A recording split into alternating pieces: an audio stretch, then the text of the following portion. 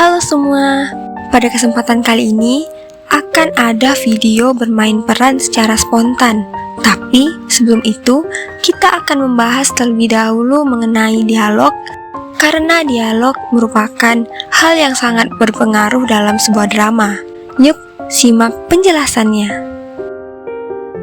Dialog diambil dari bahasa Yunani, yakni dialogos, yang artinya adalah percakapan. Dialog juga merupakan sebuah literatur dan teatrikal yang terdiri dari percakapan secara lisan atau tertulis antara dua orang atau lebih.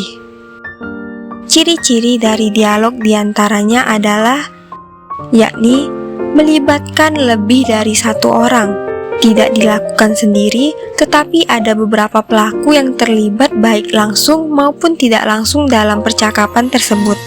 Lalu, ada tanya jawab di antara pihak-pihak yang terlibat dalam dialog. Lalu, dialog bisa dilakukan secara langsung maupun tidak langsung. Di dalam dialog membahas suatu topik.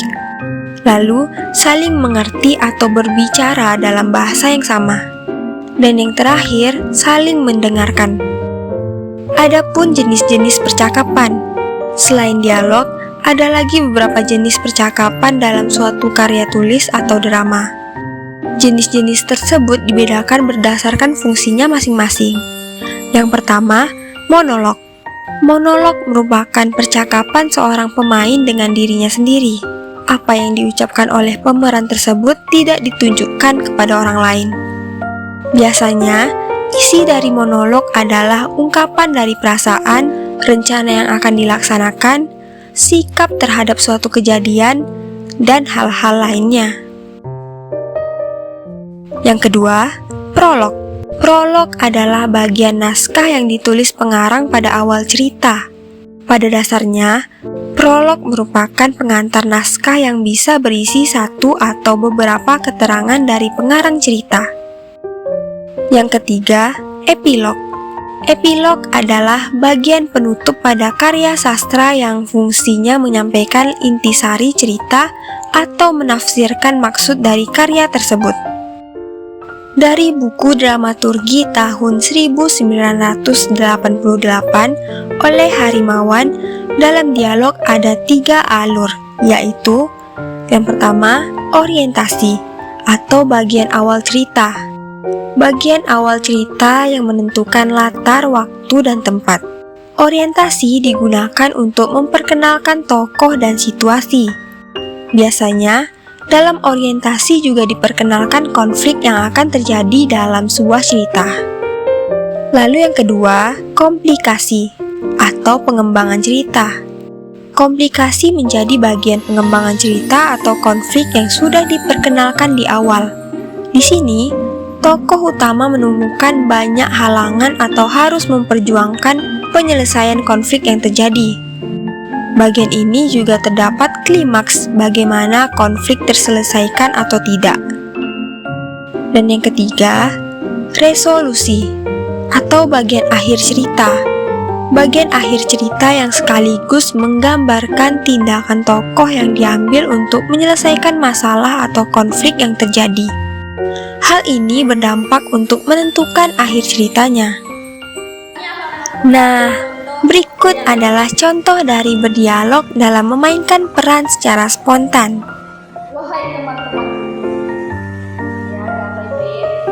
Hari ini kan kita puasa. Ya, betul. Dan berbuka kalian nanti apa?